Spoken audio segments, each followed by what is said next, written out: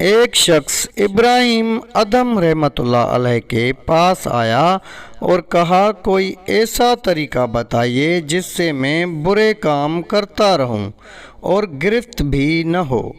حضرت ابراہیم ادھم رحمتullah علیہ نے فرمایا 6 باتیں قبول کر لو، پھر جو چاہے کرو، تجھے کوئی گرفت نہ ہوگی۔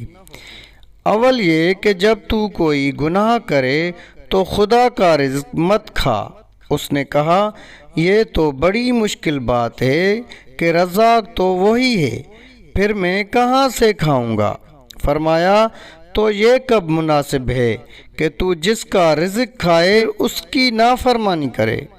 دوسرا یہ کہ اگر تو کوئی گناہ کرنا چاہے تو اس کے ملک سے باہر نکل کر گناہ کر۔ وہ شخص بولا تمام ملک ہی اس کا ہے، پھر میں کہاں نکلوں؟ فرمایا تو یہ بات بہت بری ہے کہ جس کے ملک میں رہو اسی سے بغاوت کرنے لگو۔ تیسری یہ کہ جب تو کوئی گناہ کرنے لگے تو ایسی جگہ کر جہاں وہ تجھے نہ دیکھ سکے۔ اس نے کہا یہ تو بہت ہی مشکل ہے، اس لیے کہ وہ تو دلوں کے بھید بھی جانتا ہے۔ فرمایا تو یہ کب مناسب ہے کہ تو اس کا رزق کھائے، اس کے ملک میں رہے اور اسی کے سامنے گناہ کرے۔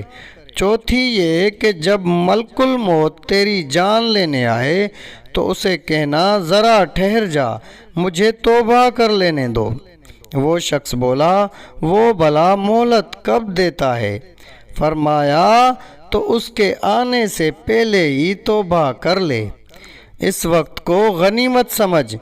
پانچویں یہ کہ قیامت کے دن جب حکم ہو کہ اسے دوزخ میں لے جاؤ تو کہنا کہ میں نہیں جاتا۔ اس نے کہا وہ تو زبردستی بھی لے جائیں گے۔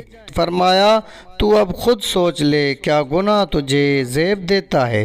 وہ شخص حضرت ابراہیم ادھم رحمتullah علیہ کے قدموں میں گر گیا اور سچے دل سے توبہ کر لی۔